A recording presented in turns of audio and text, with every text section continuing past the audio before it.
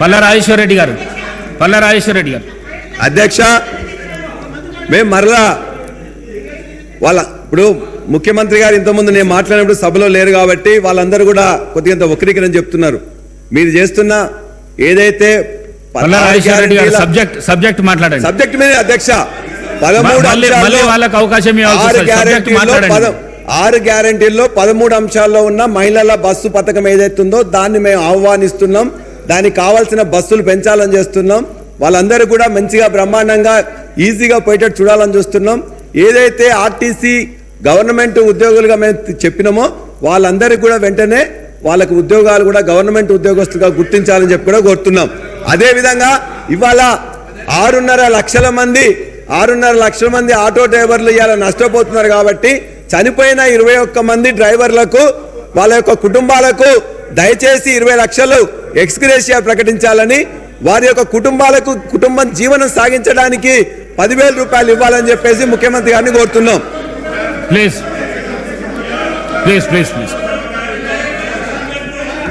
అదేవిధంగా అధ్యక్ష, ఇవాళ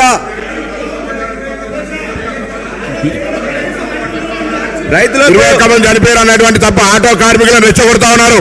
ఆటో కార్మికులను రెచ్చగొట్టే ప్రయత్నం చేస్తా ఉన్నారు. ఆత్మహత్యల వైపు ఈ సమాజంలో బాధ్యత గల వ్యక్తులం వాళ్ళ సమస్యను పరిష్కరించే విధంగా చెప్పాలి తప్ప ఆటో కార్మికులు ఆత్మహత్యలు చేసుకోమని ప్రేరేపించేటువంటి పరిస్థితి జరుగుతూ ఉన్నది. అలా ఇది మంచిది కాదు సమాజానికి. దయచేసి వాళ్ళు 10 సంవత్సరాలు ఉన్నప్పుడు ఆర్టీసీ 10 లక్షలు నేను చెప్తున్నా అధ్యక్ష ముందు 60 రోజులు సమయం ఇస్తే పట్టించుకోలే, పిఆర్సీలు ఇయ్యలే, బాండ్స్ ఇచ్చారు, అవి ఇయ్యలే. ఇప్పటికీ ఆర్టీసీ ఆస్తులు వరంగల్ వాళ్ళ పార్లమెంట్ సభ్యుడు పేరు చెప్పొద్దు టైర్ రిటైరింగ్ తీసుకున్నాడు.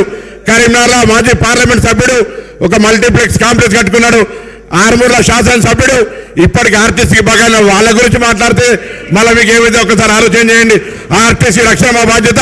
10 ఏళ్ళు ఎన్నడూ కూడా ఆర్టీసీ కార్మికుల పట్ల ఆలోచించిన వాళ్ళు ఒక రిటైర్డ్ ఎగ్జిక్యూటివ్ డైరెక్టర్ ముఖ్యమంత్రి గారు బంధువు చెప్పిందే చెప్తే మీకు వినబుద్ధి కాకపోతే ఏం చేస్తామే? 4 ఏళ్ళు ఎండీ పెట్టుకున్నారు, 4 ఏళ్ళు మెయింటెనెన్స్ పెట్టుకొని ఆర్టీసీని నిర్వీర్యం చేసిన అధ్యక్ష. ఇవాళ నేను చెప్తా ఉన్నా, ఇలా ఆర్టీసీ మంత్రిగా ప్రభుత్వం పూర్తి స్వేచ్ఛ ఇచ్చింది.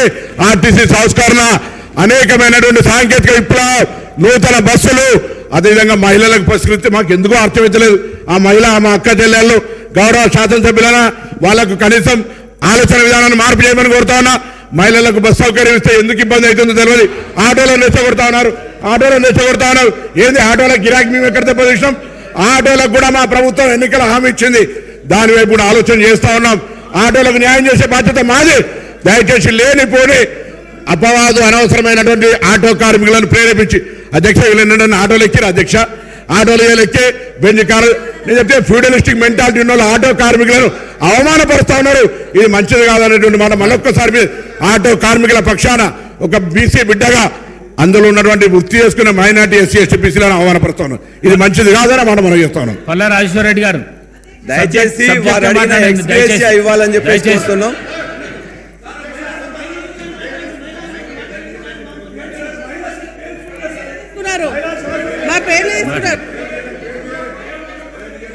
అధ్యక్ష, మరి మన మినిస్టర్ గారు మాట్లాడుతూ మేము కూడా ఇక్కడ మహిళలను మేము సపోర్ట్ చేస్తున్న మహిళలకు అంటున్నారు అధ్యక్ష. మా పల్లా రాజేశ్వర రెడ్డి గారు మా పార్టీ తరఫున మాట్లాడుతూ స్పష్టంగా చెప్పడం జరిగింది, మహిళలకు ఏదైతే బస్ ఉచితంగా ఇస్తా ఉన్నారో దాన్ని మేము స్వాగతిస్తూ ఉన్నాం.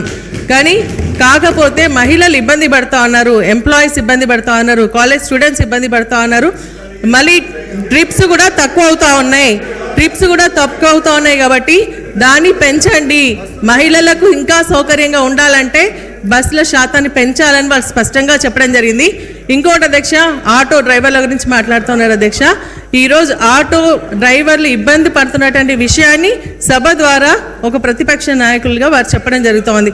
ఒక నిమిషం అధ్యక్ష, చనిపోయినటువంటి ఆటో డ్రైవర్ భార్యలు కూడా ఇబ్బంది పడుతూ ఉన్నారు. ఆటో డ్రైవర్కి సంబంధించినటువంటి వారి యొక్క కుటుంబాలు మహిళలు బాధ్యత వహిస్తారు, వారు ఇబ్బంది పడుతూ ఉన్నారు. కాబట్టి వారికి మీరు ఇచ్చేటువంటి 1200 సరిపోదు, నెలకు 10,000 రూపాయలు ఇవ్వమని చెప్పేసి మేము డిమాండ్ చేస్తూ ఉన్నాం. ఖచ్చితంగా ఇవ్వండి, ఆ కుటుంబాలను ఆదుకోండి. చనిపోయిన కుటుంబాలకు మరి 10,000 రూపాయలు 10 లక్షల రూపాయలు ఎక్స్గ్రేషియా ఇవ్వాలని చెప్పేసి కూడా మేము డిమాండ్ చేస్తూ ఉన్నాం. మరి ఇంకొకటి ఏంటంటే, మీరు మహిళలుగా మా గురించి మాట్లాడుతూ ఉన్నారు. మేము అడుగుతూ ఉన్నాం, మహిళకు మహాలక్ష్మి అని పథకం తీసుకుని రావడం జరిగింది. దాంట్లో 3 ఉన్నాయి. వారు స్పష్టంగా చెప్తా ఉన్నారు 2500 రూపాయలు ఇస్తామన్నారు. అది కూడా ఇవ్వాలి. 500 గ్యాస్తో పాటు మరి అది కూడా ఇవ్వాలని కూడా మేము డిమాండ్ చేస్తా ఉన్నాం అధ్యక్ష. బీర్ల ఐలయ్య గారు. అధ్యక్ష ఒక్క నిమిషం అధ్యక్ష. ఇదే ఆదిగుట్ట అభివృద్ధి పేరు మీద 500 మంది పొట్టను కొట్టినటువంటి వీళ్ళు ఇలా ఈ మహిళల గురించి కానీ ఆటో కార్మికుల గురించి మాట్లాడడం విడ్డూరంగా ఉంది. అభివృద్ధి పేరు మీద 500 మంది అయితే అందులో 15 మంది కుటుంబాలు చనిపోయిన అధ్యక్ష. ఇవాళ 3 సంవత్సరాల నుంచి కనీసం ఉపాధి లేక రోడ్ల మీద అడుగుతుంటారు అధ్యక్ష. అదే గౌరవ మా ఇప్పుడున్నటువంటి మంత్రివర్యులు ప్రతిపక్షంలో ఆటో కార్మికులకు లేవనెత్తితే అప్పుడున్నటువంటి ప్రభుత్వం స్పందించలేదు. మళ్ళీ ఇవాళ మా గౌరవ ముఖ్యమంత్రి కానీ మా మంత్రి కోమటిరెడ్డి వెంకరెడ్డి గారి ఆధ్వర్యంలో రేపు 11 తారీఖున మన ప్రభుత్వం కొండపైకి ఆటోలు అనుమతించింది అధ్యక్ష. ఇవాళ 1000 కోట్లతోటి కొండ అభివృద్ధి చేసింది అధ్యక్ష. ఇవాళ గౌరవ మంత్రి కొండ సురేఖ గారి చొరవతోటి పైన డార్మెంట్ రాళ్ళు అదేవిధంగా వచ్చే భక్తులకు ఇవాళ మన ప్రభుత్వం వసతి కల్పిస్తుంది అధ్యక్ష. మరి ఇన్ని 1000 కోట్ల అభివృద్ధి అని మొత్తం దండుకున్నారు. అక్కడ ఒక వైట్ డే పెట్టి వీళ్ళు అడ్డాగా చేసి ఉన్న నిధులను 50% దోచుకున్నారు అధ్యక్ష.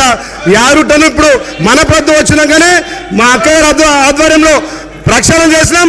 ఇలా వచ్చే అక్కడ ఉన్నటువంటి పంతులకు కూడా ఏ రకంగా సౌకర్యాలు అధ్యక్ష. నిజంగా పేరుకే యారుటను అడ్డాగా మార్చుకొని వైటీగా ద్వారా 50% నిధులు కల్వకుంట్ల కవితకు ఇవాళ ఇక్కడ ఉన్నటువంటి జగదీశ్వర రెడ్డికి పోయినా తప్ప ఎవరు పోరు అధ్యక్ష. ఇవాళ యారుట పూర్తిగా అద్మాన పరిస్థితిలో ఉంది. ఇలా మనం వచ్చిన తర్వాత ప్రక్షాళన చేస్తున్నాం అధ్యక్ష. గౌరవ ముఖ్యమంత్రి చొరవతోటి ఇలా యాదాద్రి మళ్ళా పల్లా రాజేశ్వర రెడ్డి గారు. అధ్యక్ష మీరు మంత్రులకు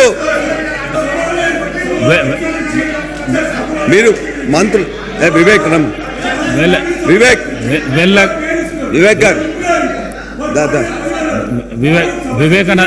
వివేకానంద గారు వివేకానంద వెళ్ళకు రావద్దండి. వెళ్ళకు please please please please please Palla Rajeshwara Reddy గారు. అధ్యక్ష ఇవాళ మేము 1 నిమిషం 5 నిమిషాలు కూడా మాట్లాడడానికి అవకాశం ఇవ్వలేదు అధ్యక్ష.